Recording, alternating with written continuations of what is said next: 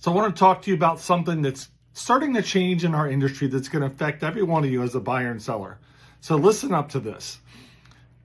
Ever since I've been doing this, and I've been doing this 15 years, and for way before I even started doing this, it was common courtesy, and it was kind of understood that as a buying agent, after you showed a house, during that showing, you're listening to your buyers talk about what they like, what they don't like, and then when that showing is over, you would go back and you would send feedback, showing feedback to the listing agent on what the buyer liked, what they didn't like. You can go into a lot of detail, but it's whether it's overpriced, underpriced, priced fairly, a couple things they did or did not like.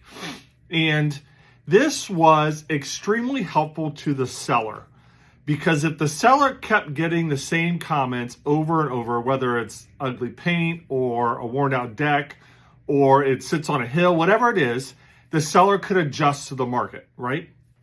Via either repair, upgrade, or price.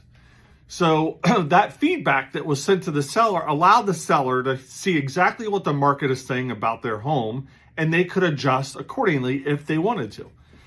So what's happening now is, because a buyer's agent is supposed to represent only the buyer and the seller's agent is supposed to represent only the seller, what is happening now is they're making this change to where buyer's agents are not sending feedback. And here's why, is even if the buyer doesn't like the house when they go through it, okay?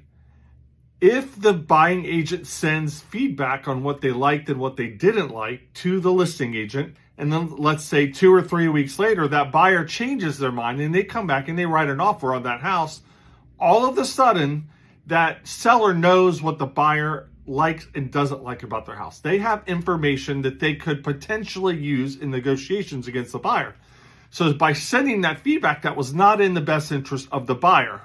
So that is starting to change, and we're seeing less and less feedback come. Like I said, it was kind of a common courtesy. It's kind of understood that it happened. So here's my question to you. As a seller, would you want feedback? As a buyer, would you want your agent to be giving feedback back to the listing agent? Or there's actually a third option here, in my opinion at least. How about the agent gives their opinion of what they like and don't like, or how it's priced according to other houses on the market? They're not giving the buyers information, they're not giving the buyers thoughts, but the agent gives their thoughts. So what are your thoughts? Should the buyer's agent give the feedback? Should they not give it, or should the buyer's agent give feedback on what the buyer's agent thinks? I want to hear in the comments below.